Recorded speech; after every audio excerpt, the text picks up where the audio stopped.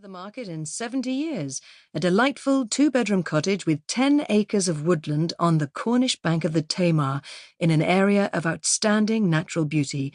Built in 1819, the cottage requires modernisation. Originally constructed as part of the Duke of Exeter's estate, Abbotswood, and designed in the picturesque style by Sir Geoffrey Wyatville, the cottage was used as staff accommodation until the 1950s.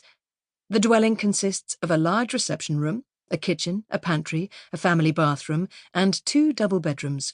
There are several small outbuildings in need of repair.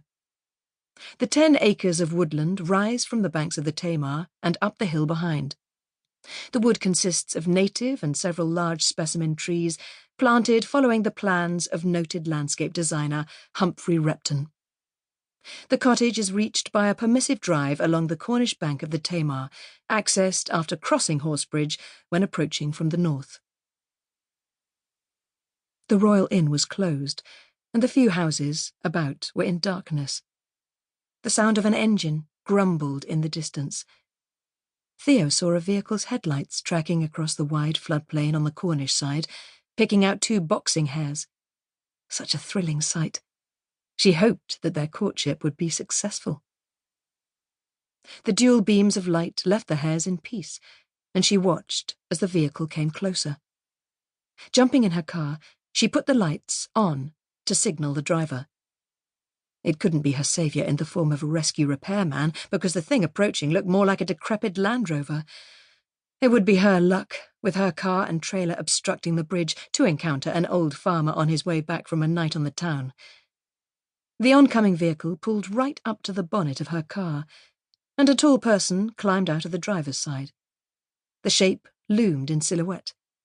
She clutched the steering wheel and took a deep breath. "Can I help?" the man asked, bending down to the slightly open window. "Not sure." She shrugged, pointing to the front passenger tire. "I have a flat." "A spare?" He pulled a torch out from his pocket and switched it on. "Yes, but the jack is rusted shut." "Shall I have a look?" he asked. She swallowed. He was being kind, and his voice reminded her of her son's. "That would be wonderful, thank you." He stepped away, and in the dispersed light it was clear he was all of 30, with dark hair and a bright smile. She climbed out of the car to join him. Turning the jack over in his hands, he said, "That's beyond a bit of WD-40, and I don't think the one for the Landy will be any good." "Agreed. I've already called for assistance." "Have they said when?" he asked, returning the jack to her badly packed car, which was stuffed with the remains of her old life. "Within 2 hours." He laughed. "Woman alone, after midnight, blocking the road? That's good." "Yes, isn't it?" She laughed along with him. "Allow me to introduce myself. I'm Hugo Manzi." "I'm Theo." She hesitated. "Pascoe." "What brings you to Horsebridge at midnight?" He glanced at the trailer. "Holiday?" "Not a holiday." She laughed, remembering her last proper break in Cornwall years ago. Just her and her son David. "I'm moving here." "Welcome to the Tamar Valley," he said. "Thanks." She leaned on the bridge, looking down at the water she couldn't see. Both of them were becoming damp in the mizzle that was fast turning into proper rain. She glanced at him. "You don't need to stay." He chuckled. "Well, I could go to Greystone Bridge, but that would take some time, and I don't like the idea of you waiting here on your own." "Predators in the area?" She glanced over her shoulder into the darkness. He laughed. "Definitely. Wild animals galore. Shall we sit in the landy and keep dry and warm?" She followed him and climbed into the passenger side of the old vehicle. It smelled of earth, damp dog, and comfort.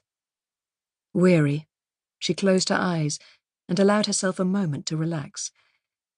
It would all be fine when she reached her new home. It was past 3 a.m. when Theo finally manoeuvred her car and trailer along the rutted, mud-filled track that was her new drive.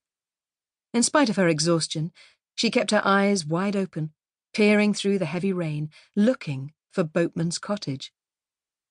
She parked beside Hugo, who, she had discovered during their wait, was the manager of Abbotswood.